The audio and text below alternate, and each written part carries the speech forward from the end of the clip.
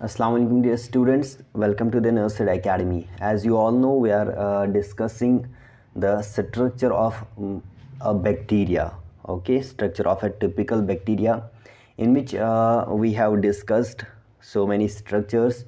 Today we will discuss about the difference between the gram positive and the gram negative bacteria. First of all, cell membrane, cytoplasm, ribosomes, nucleoid, plasmid, mesosomes and spore. Okay, so starting with the first one, that is difference between the gram positive and gram negative bacteria. तो start करते हैं difference between the gram positive and the gram negative bacteria. ठीक है, first of all हमें पता होना चाहिए ग्राम positive bacteria क्या होते हैं और ग्राम नेगेटिव बैक्टीरिया क्या होते हैं. ठीक है, ध्यान रखना.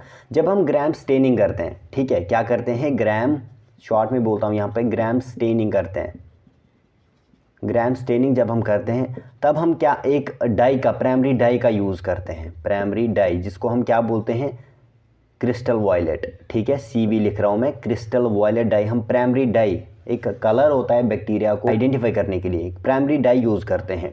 जो बैक्टीरिया वो रिटेन कर पाते हैं, क्या कर पाते हैं, रिटेन कर पाते हैं, उनको हम ग्राम पॉजिटिव बैक्टीरिया बोलते हैं. ठीक है, लेकिन जो इस डाई को रिटेन नहीं कर पाते, रिटेन नहीं कर पाते, उनको हम ग्राम नेगेटिव बैक्टीरिया बोलते हैं. क्या बोलते हैं, ग्राम नेगेटिव बैक्टीरिया बोलते हैं. ठीक है, अब देखना यहाँ पे ये रिटेन किस बेसिस पे बोलते हैं, है ना. ये जो रिटेन कर पाते हैं ग्राम पॉजिटिव बैक्टीरिया और ग्राम नेगेटिव बैक्टीरिया रिटेन नहीं कर पाते इस प्राइमरी डाई को, इसके पीछे रीज़न क्या है. क्योंकि जो ग्राम पॉजिटिव बैक्टीरिया होते हैं हमारे पास, इनमें एक पेप्टाइडोग्लाइकन की लेयर पाई जाती है जो कि इनके सेल वॉल में पाई जाती है. ठीक है, पेप्टाइडोग्लाइकन लेयर चूँकि इनमें बहुत ज़्यादा थिक होती है. बहुत ज़्यादा थिक कहने का मतलब क्या है, इसकी थिकनेस कितनी होती है, 20 to 80 नैनोमीटर हम कह सकते हैं. अप्रॉक्सीमेटली जो है 20 to 80 नैनोमीटर इसकी थिकनेस होती है. इसकी वजह से जो है ये थिक लेयर होने की वजह से ये इस डाई को रिटेन कर पाते हैं. ठीक है, और इसका कलर जो है इस चूँकि ये इस प्राइमरी डाई को रिटेन कर पाते हैं तो इसका कलर जो है वो होता है पर्पल.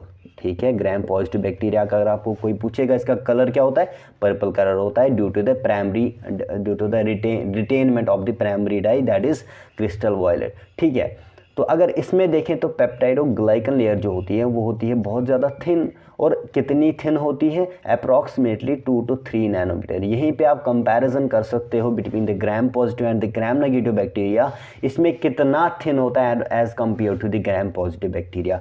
इसी वजह से ये क्या कर पाते हैं, ये क्या नहीं कर पाते, इस डाई को, primary dye that is called as crystal violet dye, इसको ये रिटेन नहीं कर पाते. और इस डाई को रिटेन जब नहीं कर पाते तो इनका कलर जो होता है, कलर जो होता है वो इसका रेड आता है या फिर हम बोलते हैं पिंक आता है. ठीक है, किसी में रेड आता है और किसी में पिंक आता है. ठीक है, ये कलर क्यों आता है, क्योंकि ये फिर जो काउंटर स्टेनिंग हम करते हैं, है ना, काउंटर स्टेन एक और कलर हम देते हैं, सैफ्रनिन जिसको कहा जाता है, सैफ्रनिन, वो होता है काउंटर स्टेन. ठीक है, जब हम इस कलर को इस पे डालते हैं, इसकी स्टेनिंग करते हैं तो ये रेड या पिंक हमें दिखाई देते हैं. ठीक है, यहाँ तक समझ आया होगा आपको. देन उसके बाद एक और पॉइंट क्या है, इसमें जो है हमारा टीकॉइक एसिड प्रेजेंट होता है. क्या होता है, टीकॉइक एसिड जो है, TA लिख रहा हूँ मैं शॉर्ट में, टीकॉइक एसिड इसमें जो है प्रेजेंट होता है. ठीक है, और वो बाउंड किसके साथ होता है, bound to the peptidoglycan layer. ठीक है, वो पेप्टाइडोग्लाइकन लेयर के साथ बाउंड होता है, अटैच्ड होता है. ठीक है, इसमें क्या होता है, इसमें लिपोपॉलीसैकेराइड पाया जाता है. क्या पाया जाता है, लिपोपॉलीसैकेराइड, LPS लिख रहा हूँ मैं. अटैच्ड, जो कि अटैच्ड होता है किसके साथ, अटैच्ड टू सेल मेम्ब्रेन. ठीक है, attached to the cell membrane. अब देखना यहाँ पे समझना यहाँ पे, चूंकि ये जो ग्राम पॉजिटिव बैक्टीरिया होते हैं, देखो ये अगर मैं ग्राम पॉजिटिव बैक्टीरिया बना रहा हूँ और उसके बाद इसमें जो ये बना रहा हूँ मैं, ठीक है, यहाँ पे समझना, ये अगर इसमें जो है पेप्टाइडोग्लाइकन की लेयर है, ठीक है, ये ऐसे बनाना, गोल बनाना था मुझे, लेकिन मैं ऐसे समझाने के लिए बना रहा हूँ। क्योंकि इसके बाद इसमें आउटर मेम्ब्रेन प्रेजेंट नहीं होता, तो इसमें जो पेरीप्लाज्मिक स्पेस जो कि पेप्टाइडोग्लाइकन लेयर या फिर सेल वॉल और आउटर मेम्ब्रेन के बीच में होती है, वो पेरीप्लाज्मिक स्पेस भी इसमें नहीं होगी, क्योंकि आउटर मेम्ब्रेन है ही नहीं। लेकिन ये जो बैक्टीरिया होता है ग्राम नेगेटिव बैक्टीरिया, ये होता है सेल मेम्ब्रेन। इनमें जो पेप्टाइडोग्लाइकन लेयर होती है छोटी सी, मतलब बहुत ज़्यादा पतली सी होती है, जो मैंने कहा इसकी 2 to 3 नैनोमीटर थिकनेस होती है। लेकिन इसके बावजूद इसमें जो है आउटर मेम्ब्रेन भी प्रेजेंट होता है, ठीक है, आउटर मेम्ब्रेन या फिर जिसको हम सरफेस मेम्ब्रेन भी बोलते हैं, वो प्रेजेंट होता है। तो ऑब्वियसली इसमें क्या होगा, इसमें जो है पेरीप्लाज्मिक स्पेस जो है प्रेजेंट होगी। समझ आया होगा आपको, ठीक है, बहुत आसान है ना। तो मैं कह सकता हूँ ग्राम पॉजिटिव बैक्टीरिया में क्या है कि पेरीप्लाज्मिक स्पेस जो है वो एब्सेंट है। क्या है? एब्सेंट है। While as in the gram negative bacteria ये पेरीप्लाज्मिक स्पेस जो है हमें जो है मिलती है, प्रेजेंट होती है। ठीक है, समझ आया होगा। ठीक है, कलर भी मैंने बता दी, इनका पर्पल होगा, इनका जो है इनका पिंक या फिर रेड होगा। आउटर मेम्ब्रेन इसमें प्रेजेंट, या ये भी लिखेंगे आउटर मेम्ब्रेन जो है, क्योंकि इसमें आउटर मेम्ब्रेन जो है प्रेजेंट नहीं होता, एब्सेंट होता है, इसी वजह से पेरीप्लाज्मिक स्पेस जो है इसमें नहीं होती। वाइल एज इसमें जो है आउटर मेम्ब्रेन प्रेजेंट होता है, जिसकी वजह से क्या होता है, इनमें जो है पेरीप्लाज्मिक स्पेस जो है प्रेजेंट होती है। ठीक है, देन उसके बाद इसमें आप एक एग्जाम्पल भी याद रखोगे। क्या रखोगे? एक एग्जाम्पल भी याद रखना। एसऑरियम एग्जाम्पल्स तो बहुत सारी हैं, लेकिन आप याद रखना स्ट्रेप्टोकोकस ऑरियस। ठीक है, स्ट्रेप्टोकोकस, एस लिख रहा हूँ मैं, S aureus, streptococcus aureus. While as इसमें एग्जाम्पल लिखना आप, इसमें एग्जाम्पल लिख लेना एस्चर्चिया कोलाई, ई कोलाई में लिख रहा हूँ शॉर्ट में। ठीक है, ये कुछ बातें रह गई थी। ठीक है, और उसके बाद थोड़ी सी बातें सेल वॉल के भी, सेल वॉल जो है उसके बारे में कुछ बातें मैंने आपको बताई थी और कुछ बातें रह गई थी। देखो, जैसे शेप मैंने बोला था, ये शेप मेंटेन करता है बैक्टीरिया की। सेल वॉल जो है, देखना ज़रा, ये जो सेल वॉल होता है, क्या होता है, cell wall of the bacteria, ये शेप मेंटेन करता है। ठीक है, शेप मेंटेन करता है, और उस शेप के डिफरेंट टाइप्स होते हैं। जैसे कोकाई होता है हमारे पास, जैसे हमारे पास बैसिलाई हो गया, क्या हो गया, बैसिलाई। ठीक है, जैसे हमारे पास स्पाइरलम हो गया। ठीक है, स्पाइरलम हो गया हमारा, है ना, डिफरेंट टाइप्स होते हैं। और चौथा होता है हमारे पास जिसके बहुत सारे शेप्स होते हैं, है ना, जिसको हम बोलते हैं प्लियोमॉर्फिक। प्लियोमॉर्फिक, देखना कोकाई जो है ये स्फेरिकल होता है। क्या होता है? स्फेरिकल होता है। ये जो बैसिलाई होते हैं ये रॉड शेप्ड होते हैं। स्पाइरलम जो है ये स्पाइरल शेप्ड या फिर स्पाइरल फिलामेंट्स की फॉर्म में होता है। क्या होता है? स्पाइरलम स्पाइरल फिलामेंट्स की तरह होता है। ठीक है, मैं बना के भी बताऊंगा आपको। ठीक है, स्पाइरल फिलामेंट्स की तरह होता है। ठीक है, शायद दिखाई दे रहा है, हाँ। ठीक है, देन उसके बाद प्लियोमॉर्फिक का मतलब क्या होता है, ये ऐसे होंगे, ये जो है ऐसे होंगे, मतलब कि इनमें डेफिनेट शेप नहीं होती। पिलियो का मतलब ही होता है मिनी, और मॉर्फिक का मतलब होता है फॉर्म्स या फिर शेप्स, डिफरेंट शेप्स होंगे। ठीक है, ये होता है ये कोकाई जो बता दिया, ये स्फेरिकल होते हैं, देखो ऐसे होंगे, स्फेरिकल होंगे। ठीक है, रॉड शेप्ड ऐसे होते हैं। ठीक है, ऐसे प्रेजेंट होंगे, और स्पाइरल फिलामेंट्स की तरह जो मैंने बता दिया आपको, ये ऐसे होते हैं। ठीक है, ये ऐसे होते हैं, और प्लियोमॉर्फिक मैंने आपको बता दिया, ये ऐसे होते हैं। ठीक है, देन उसके बाद ये जो सेल वॉल है, और भी क्या फंक्शंस होते हैं इसके, एंटीबायोटिक रेजिस्टेंस। एंटीबायोटिक रेजिस्टेंस ये मैं कल बताना भूल गया था। ठीक है, कल की वीडियो में जो मैंने आपको सेल वॉल पढ़ाया था, ये बहुत इंपॉर्टेंट पॉइंट्स हैं। ठीक है, एंटीबायोटिक रेजिस्टेंस देता है, क्योंकि ये किस वजह से देता है, एंटीबायोटिक मतलब जो हम एंटीबायोटिक्स खाते हैं, जैसे पेनिसिलिन हो गया, है ना, बहुत से स्ट्रेप्टोमाइसिन, एजिथ्रोमाइसिन, ये उनको कैसे रेजिस्टेंट बन जाता है, क्योंकि इसमें पेप्टाइडोग्लाइकन लेयर होती है, और पेप्टाइडोग्लाइकन लेयर में जो क्रॉस लिंकेजेस होती हैं वो बहुत ज़्यादा इंपॉर्टेंट होते हैं। क्या होते हैं? क्रॉस लिंकेजेस जो प्रेजेंट होती हैं। ठीक है, वो क्रॉस लिंकेजेस मैंने आपको बता दिया, जैसे नैम, नैग हो गया, नैम हो गया फिर से, देन उसके बाद नैम पे यहाँ पे 1 2 3 4 पॉलीपेप्टाइड्स या टेट्रापेप्टाइड होता था, और यहाँ से एक दूसरी लेयर होती थी। ठीक है, इसी ग्लाइकन लेयर दूसरी होती थी, और यहाँ पे फिर से 1 2 3 4, और इनके बीच में जो क्रॉस लिंकेज होती थी वो एंटीबायोटिक रेजिस्टेंस में बहुत ज़्यादा जो है इंपॉर्टेंस रोल प्ले करती है। ठीक है, तो ये क्या करता है, एंटीबायोटिक रेजिस्टेंस देता है हमारे बैक्टीरिया को due to the peptidoglycan layer. ठीक है, ये हो गया इसका एंटीबायोटिक रेजिस्टेंस का रोल। ठीक है, और ये क्या करता है, मैकेनिकल सपोर्ट प्रोवाइड करता है। मैकेनिकल सपोर्ट प्रोवाइड करता है हमारे बैक्टीरियल सेल को, ठीक है, मैकेनिकल सपोर्ट देता है हमारी बैक्टीरिया को, क्योंकि इसमें जो इसका रीज़न भी सेम है, क्योंकि पेप्टाइडोग्लाइकन बहुत ज़्यादा स्ट्रॉन्ग प्रोवाइड करती है इस बैक्टीरिया को, ठीक है, जिसकी वजह से इस मैकेनिकल सपोर्ट प्रोवाइड करता है। और मैंने बोला था आपको ये क्या करता है, ऑस्मोटिक लाइसिस, ये शायद मैंने आपको बता दिया था, ऑस्मोटिक लाइसिस से भी प्रिवेंट करता है, क्या करता है, प्रिवेंट करता है, ठीक है, क्योंकि हमारा जो बैक्टीरिया होता है उसके अंदर बहुत ज़्यादा सोल्यूट पाया जाता है। बहुत ज़्यादा सोल्यूट का मतलब क्या है, ये हाइपरटोनिक होता है, क्या होता है, हाइपरटोनिक सेल होती है। और जब हम इसी सेल को, ठीक है, सेल वॉल अगर इसमें नहीं है, मैं बात कर रहा हूँ जब सेल वॉल नहीं होगा, जब ये हाइपरटोनिक सेल किसी भी सोल्यूशन में, ऐसे सोल्यूशन में डाली जाएगी, ऐसे बीकर में डाली जाएगी, ठीक है, या फिर हमारी बॉडी में भी जो है, अगर हाइपोटोनिज्म होगा, क्या, हाइपोटोनिक, हाइपो मतलब कम, टॉनिक मतलब टॉनिसिटी मतलब सोल्यूट बहुत ज़्यादा कम होगा, तो ये सेल जो है इसके अंदर क्या चला जाएगा, पानी चला जाएगा, और ये सेल क्या करेगी, ये स्वेल करेगी, क्या करेगी, स्वेल करेगी, और इसकी लाइसिस हो जाएगी अगर इसमें सेल वॉल नहीं होगा। लेकिन जब ये जो सेल वॉल होता है, जब ये प्रेजेंट होता है, तो इस ऑस्मोटिक लाइसिस की वजह से ये इसको जो है ऑस्मोटिक लाइसिस से बचाता है, ठीक है।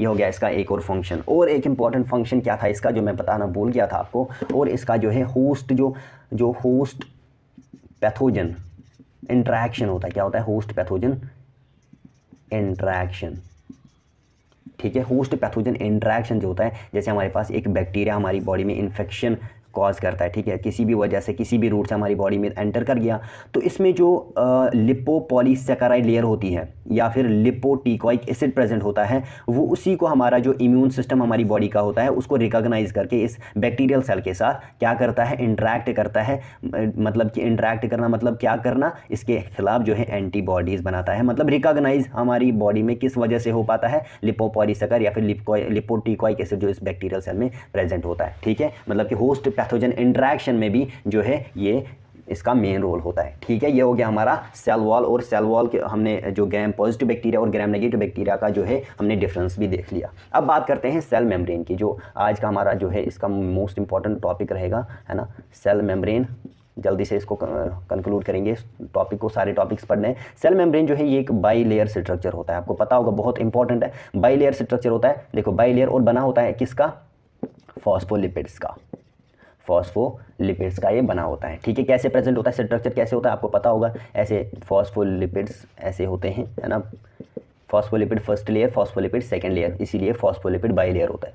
Phospholipids, phospholipid by layer, by मतलब 2, ठीक है। ये 2 लेयर्स हो गए। ये जो प्रोटीन्स होते हैं ये होते हैं इंटीग्रल मतलब इंटरनल प्रोटीन्स। ये जो प्रोटीन्स हो गए ये हो गए एक्सटर्नल या फिर एक्सट्रिंसिक प्रोटीन्स, इसमें पाए जाते हैं, प्रोटीन्स भी पाए जाते हैं, फॉस्फोलिपिड्स पाए जाते हैं। ये फॉस्फोलिपिड बाइलेयर, इस ये जो सेल मेम्ब्रेन होता है या फिर जिसको हम या प्लाज्मा मेम्ब्रेन भी कहते हैं, ठीक है, प्लाज्मा मेम्ब्रेन भी कहा जाता है इसको, तो ये इसका स्ट्रक्चर होता है, ठीक है। फॉस्फोलिपिड्स, ये इंट्रिंसिक प्रोटीन्स, ये एक्सट्रिंसिक प्रोटीन्स, ठीक है। ये ट्रांसपोर्ट प्रोटीन्स होते हैं जो इलेक्ट्रोलाइट्स को ट्रांसपोर्ट करने के लिए हेल्प करते हैं, ठीक है। एक हम मैं कह सकता हूँ एक सिलेक्टिव बैरियर होता है, किस चीज़ को अंदर जाना है ना, ये सिलेक्शन करता है, कोई अगर इसके पास कोई भी पार्टिकल आता है उसको अंदर जाने देना है या नहीं देना है, उसके बीच में सिलेक्शन करना इसी का काम होता है। तो मैं कह सकता हूँ सिलेक्टिव बैरियर कह सकता हूँ इस सेल मेम्ब्रेन को, ठीक है। इसकी जो थिकनेस होती है, ठीक है, इसकी थिकनेस भी आपको याद रखनी है, अप्रॉक्सीमेटली 8 mm इसकी जो है थिकनेस होती है। और क्या होता है, और कौन सी बातें हमें जाननी है, और कौन सी बातें इसमें के बारे में हमने जाननी है, इसका फंक्शन क्या होगा, ठीक है। इसका फंक्शन जो है, इसकी फंक्शन हम कह सकते हैं परमिएबिलिटी होती है, ठीक है।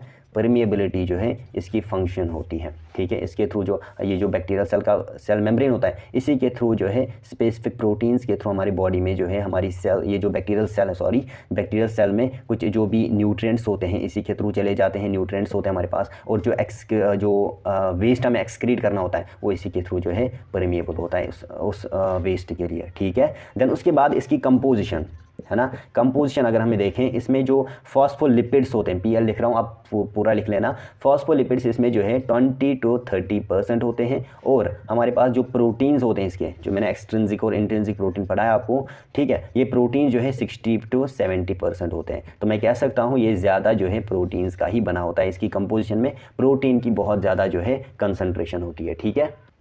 समझ आई, ठीक है। देन उसके बाद जो है हमारे पास जो भी हमारे पास सोल्यूट होता है, इलेक्ट्रॉन्स होते हैं, वो भी जो है इसी के थ्रू जो है ट्रांसपोर्ट होते हैं। जैसे हमारे पास सोल्यूट हो गया, उसको सेल के अंदर जाना है तो वो सेल मेम्ब्रेन को क्रॉस करके जाएगा, और जो भी इलेक्ट्रॉन होगा उसको भी सेल में जाना होगा तो वो सेल मेम्ब्रेन के थ्रू ही चला जाएगा, ठीक है। देन उसके बाद हमारे पास जो इंपॉर्टेंट पॉइंट यहाँ पे याद रखना, ठीक है, मोस्ट इंपॉर्टेंट पॉइंट यहाँ पे क्या है, जो यूकेरियोटिक मैं पूरा लिख लेता हूँ, यूकेरियोटिक सेल होती है या फिर यूकेरियोटिक सेल मेम्ब्रेन होता है, तो उसमें जो है सिटीरॉल जो है प्रेजेंट होता है, ठीक है, क्या होता है, प्रेजेंट होता है। लेकिन जो प्रोकैरियोटिक सेल मेम्ब्रेन होता है उसमें सिटीरॉल की कोई प्रेजेंस नहीं होती, उसमें सिटीरॉल जो है एब्सेंट होता है, ठीक है। ये हो गया हमारा सेल मेम्ब्रेन। इसके बारे में आपको इतना जो है याद रखना है, जो मैंने आपको पॉइंट्स बता दिया। अब बात करते हैं राइबोसोम्स की, नहीं सॉरी, पहले हम बात करते हैं साइटोप्लाज्म की, ठीक है, क्योंकि सेल मेम्ब्रेन के बाद हमारा जो है साइटोप्लाज्म ही आता है। साइटोप्लाज्म क्या होता है, ठीक है, ये एक साइट होती है, क्या होती है, मैं कह सकता हूँ ये एक जेली लाइक सबस्टेंस होता है, ठीक है, जिसमें हमारे पास ये एक साइट होती है, मैं कह सकता हूँ, ठीक है, एक साइट होती है जहाँ पे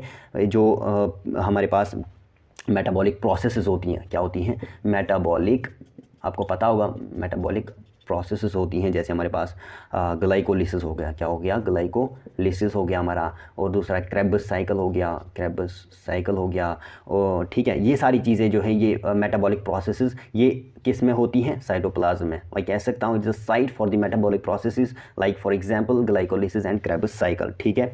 इसमें क्या होता है, ये कंटेन करता है genetic material, it contains genetic material, उसमें हमारे पास डीएनए आता है और आरएनए आता है, ठीक है, ये हो गया इसका और एक इम्पॉर्टेंट पॉइंट। और क्या करता है, इट रेगुलेट्स प्रोटीन सिंथेसिस, ठीक है, समझ आया होगा, प्रोटीन सिंथेसिस को भी ये रेगुलेट करता है। और क्या करता है ये, ठीक है, और क्या करता है, और भी इंपॉर्टेंट फंक्शंस होती हैं, जैसे कि हमारा सेलुलर होमियोस्टेसिस को मेंटेन करता है, क्या करता है, मेंटेनेंस सेल्यूलर सेल के अंदर का जो एनवायरनमेंट होता है उसको मेंटेन करता है, इसको बोलते हैं होमियोस्टेसिस, ठीक है। सेल के इंटरनल एनवायरनमेंट को मेंटेन करना किसका काम होता है ना, जैसे वो हमारे पास पीएच बैलेंस हो गया, टेम्परेचर बैलेंस हो गया, या फिर हमारे पास पीएच बैलेंस हो गया, ठीक है, ये सारी चीज़ें जो है, इलेक्ट्रोलाइट बैलेंस हो गया, तो किसका काम होता है, जो है इसमें बहुत ज़्यादा इंपॉर्टेंट रोल होता है साइटोप्लाज्म का, ठीक है। इसमें क्या होता है, ये स्टोर करता है कुछ चीज़ों को भी, ये स्टोर करता है, जैसे हमारे पास न्यूट्रिएंट्स हो गए या फिर हमारे वेस्ट प्रोडक्ट्स हो गए, उसमें ये जो है उसका स्टोरेज करता है, waste products, storage of nutrients and the waste products. और जो है ये एक साइट होती है, ये इस साइट किस लिए होती है, एंजाइमेटिक एक्टिविटी के लिए भी ये जो है इंपॉर्टेंट साइट होती है। और ये क्या करती है, ऑल्सो इसका role also in the role होता है इसका, इट रेगुलेट्स ऑस्मोटिक बैलेंस, क्या करता है, रेगुलेट्स ऑस्मोटिक बैलेंस, ठीक है। ऑस्मोटिक बैलेंस भी जो है, मैं गंदा लिख रहा हूँ लेकिन आप जो भी सुन रहे हो मेरे मुंह से, जो भी मैं कह रहा हूँ उसके नोट्स बना लेना, बहुत इंपॉर्टेंट है, ठीक है। ये सारी चीज़ें जो है, ये जो साइटोप्लाज्म करता है बैक्टीरियल सेल के लिए, बैक्टीरियल ग्रोथ के लिए बहुत ज़्यादा इंपॉर्टेंट है, ठीक है। ये हो गया हमारा क्या, साइटोप्लाज्म। अब बात करते हैं राइबोसोम्स की, किसकी बात करते हैं, बैक्टीरियल राइबोसोम्स जो होते हैं, उसमें हमारे पास ये जो है पहली चीज़ें कहाँ पे प्रेजेंट होते हैं, लूजली बाउंड होते हैं, अटैच्ड होते हैं टू दी प्लाज्मा मेम्ब्रेन या फिर cell membrane of the bacteria. ये किस टाइप के होते हैं, 70S राइबोसोम्स होते हैं बैक्टीरियल सेल में, ठीक है, 70S होते हैं, ये इसका मतलब होता है सिविडबर्ग यूनिट, ठीक है। ये इसकी कंपोजिशन अगर देखें तो इसकी कंपोजिशन में हमारे पास they are made up of proteins, इसमें प्रोटीन भी होता है प्लस आरएनए भी होता है, ठीक है, प्रोटीन भी होता है इसमें, आरएनए भी होता है, ठीक है। देन उसके बाद इसकी फंक्शंस क्या होंगे, इसकी एक ही फंक्शन होती है, मोस्ट इंपॉर्टेंट फंक्शन क्या होती है इसकी, एक प्रोटीन सिंथेटिक साइट होती है, क्या होती है, प्रोटीन सिंथेसिस इसका काम होता है। इसीलिए इसको हम क्या बोलते हैं, प्रोटीन फैक्ट्री भी इसको कहा जाता है, प्रोटीन फैक्ट्री भी जो है इसको कहा जाता है, क्योंकि ये ट्रांसलेट करता है, इट ट्रांसलेट्स, ये क्या करता है, ट्रांसलेट्स mRNA जो होता है ना, मैसेंजर आरएनए जो होता है हमारा, उसको ट्रांसलेट्स करता है टू दी प्रोटीन्स, ठीक है। हो गया इसका न्यूक्लियोइड, ठीक है। न्यूक्लियोइड भी मोस्ट इंपॉर्टेंट जो इसका स्ट्रक्चर होता है, ये एक इरेगुलर शेप्ड रीजन होता है, क्या होता है, इरेगुलर शेप्ड रीजन होता है, इरेगुलर शेप्ड रीजन होता है, जहाँ पे जो है हमारे क्रोमोसोम्स या फिर जेनेटिक मटेरियल जो प्रोकैरियोट्स का वो क्या होता है, लोकेटेड होता है, ठीक है। जहाँ पे मैं कह सकता हूँ where where chromosomes are located in the prokaryotes, ठीक है, जहाँ पे प्रोकैरियोट्स का जेनेटिक मटेरियल या फिर क्रोमोसोम्स जो हैं लोकेटेड होते हैं। इसमें इसकी कंपोजिशन अगर देखें, ठीक है, कंपोजिशन अगर देखें तो इसमें डीएनए जो है सबसे ज़्यादा होता है, डीएनए इसमें 60% होता है, और जो आरएनए होता है, आरएनए जो है वो 30% होता है, और जो प्रोटीन होता है, प्रोटीन इसमें बहुत कम होता है, 10% कह सकते हैं, इसमें जो है हमारा प्रोटीन भी होता है, ठीक है, ये हो गया हमारा न्यूक्लियोइड, ठीक है। देन उसके बाद एक और होता है इसमें प्लाज्मिड, ठीक है, प्लाज्मिड को हम कहते हैं एक्स्ट्रा क्रोमोसोमल डीएनए और genetic material, extra chromosomal DNA और जेनेटिक मटेरियल, क्योंकि इसमें अपना जेनेटिक मटेरियल प्रेजेंट होता है और ये एक्स्ट्रा प्रेजेंट होता है, इसीलिए इसको एक्स्ट्रा क्रोमोसोमल डीएनए या फिर जेनेटिक मटेरियल होता है। इसकी शेप जो है सर्कुलर कह सकते हैं, सर्कुलर या फिर रिंग शेप्ड होती है, क्या होते हैं, या तो सर्कुलर होगा या फिर रिंग शेप्ड होगा, ठीक है, ये हो गया प्लाज्मिड। देन उसके बाद हम बात करेंगे मीजोसोम्स की, ठीक है, मीजोसोम्स जो हैं, मैं कह सकता हूँ ये कौन सी, इसका स्ट्रक्चर क्या होता है, ये इनफोल्डिंग्स होती हैं, क्या होती हैं, इन फोल्डिंग्स किसके, ऑफ सेल मेम्ब्रेन और प्लाज्मा मेम्ब्रेन। प्लाज्मा मेम्ब्रेन जो ये जो हमारा सेल मेम्ब्रेन होता है यही इनफोल्डिंग्स दिखाता है, ठीक है, इसी को हम क्या बोलते हैं, सेल मेम्ब्रेन या फिर प्लाज्मा मेम्ब्रेन कहते हैं, ठीक है। ये सेल मेम्ब्रेन में प्रेजेंट होता है, इनवर्ड जब ये मूव करता है, इनफोल्डिंग्स दिखाता है हमारा सेल मेम्ब्रेन या फिर प्लाज्मा मेम्ब्रेन, तो इसी को हम क्या बोलते हैं, मीजोसोम बोलते हैं। तो ये क्यों करता है, क्योंकि इससे क्या होता है, surface area of the plasma membrane और सेल मेम्ब्रेन क्या होता है, बहुत ज़्यादा इंक्रीज होता है, और इसका बेनिफिट क्या होता है, इससे क्या होता है, हमारे जो एंजाइम्स होती हैं उनका जो एक्शन होता है वो बढ़ जाता है, उनकी एक्टिविटी जो है बढ़ जाती है। मैं कह सकता हूँ एंजाइमेटिक एक्टिविटी, क्या होती है, एंजाइमेटिक एक्टिविटी जो है इसकी वजह से बहुत ज़्यादा बढ़ जाती है, क्योंकि जितना सरफेस एरिया एंजाइम्स के लिए ज़्यादा होगा उतनी ज़्यादा उनकी एक्टिविटी बढ़ जाती है, ठीक है। इसका रोल अगर मैं देखूं, इसका रोल कहाँ पे होता है, सारी चीज़ें यहीं पे होती हैं। जैसे फॉर एग्जांपल सेल्यूलर सेल को जो रेस्पिरेशन करनी होगी, सेलुलर रेस्पिरेशन अगर होगी या फिर सेल्यूलर एक्सक्रीशन अगर होगी, ठीक है, सेल को जो भी एक्सक्रीशन करनी होगी वो जो है इसी में होती है, ठीक है, ये याद रख लेना, ठीक है। मार्कर की इंक भी ख़त्म हो गई, बस हमारा लास्ट टॉपिक है थोड़ा सा स्पोर, ठीक है। स्पोर जो है, पहली चीज़ ये कब होता है, ये नॉर्मल कंडीशंस में नहीं बनता, जब एक बैक्टीरिया जो होता है, अगर हमारे पास एक बैक्टीरिया, जब इसके पास अनफेवरेबल कंडीशंस होती हैं, जैसे इसका पीएच बहुत ज़्यादा है, टेम्परेचर बहुत ज़्यादा है, या एनवायरमेंटल कंडीशंस जो है वो अनफेवरेबल हैं, तो इनमें जो है एक बैक्टीरिया जो है, बैक्टीरिया क्या करता है, स्पोर्स की प्रोडक्शन करता है, ठीक है, स्पोर्स बनाता है जो कि इसके सर्वाइवल के लिए बहुत ज़्यादा इंपॉर्टेंट होते हैं, ठीक है। ये स्पोर्स जो है ये तो या तो एंडोस्पोर हो सकता है, ठीक है, एंडोस्पोर हो सकता है, या फिर ये जो है एक्सोस्पोर हो सकता है। ये एंडो मतलब इनसाइड, एक्सो मतलब आउटसाइड, एंडो मतलब यहाँ पे प्रेजेंट होगा, एक्सो मतलब यहाँ पर प्रेजेंट होगा, outside the cell of the bacteria, outside the bacterial cell, ठीक है। जैसे जब ये जो स्पोर्स होते हैं, ठीक है, ये अनफेवरेबल कंडीशंस में होते हैं, ये प्रेजेंट होते हैं, बनते हैं, और ये बैक्टीरियल सेल को सर्वाइव करने में बहुत ज़्यादा सालों के लिए भी बैक्टीरिया जो है स्पोर्स के दम पे जो है ज़िंदा रह सकता है। और जब ये जर्मिनेट करते हैं, क्या करते हैं, ये जो स्पोर्स होते हैं, ये जो स्पोर्स होते हैं जब ये जर्मिनेट करते हैं, क्या करते हैं, अगर ये जर्मिनेट करेंगे एक वेजिटेटिव सेल बनाते हैं, क्या बनाते हैं, वेजिटेटिव सेल बनाते हैं, जिसको हम क्या बोलते हैं, जो कि एक नया जो अनदर सेल जो है या फिर अनदर बैक्टीरिया, अनदर सेल और बैक्टीरिया जो है बना सकता है, ठीक है। ये हो गया हमारा स्पोर, ये था आज का हमारा टॉपिक, ठीक है। उम्मीद करता हूँ आपको सारी चीज़ें क्लियर हुई होंगी। फिर भी अगर आपको कोई भी टॉपिक ऐसा लगता है हमने नहीं पढ़ाया है, कोई भी पॉइंट ऐसा जो मैंने नहीं पढ़ाया है, तो आप कमेंट सेक्शन में ज़रूर पूछ। तो मिलते हैं अगली वीडियो में, तब तक के लिए खुदा हाफिज़।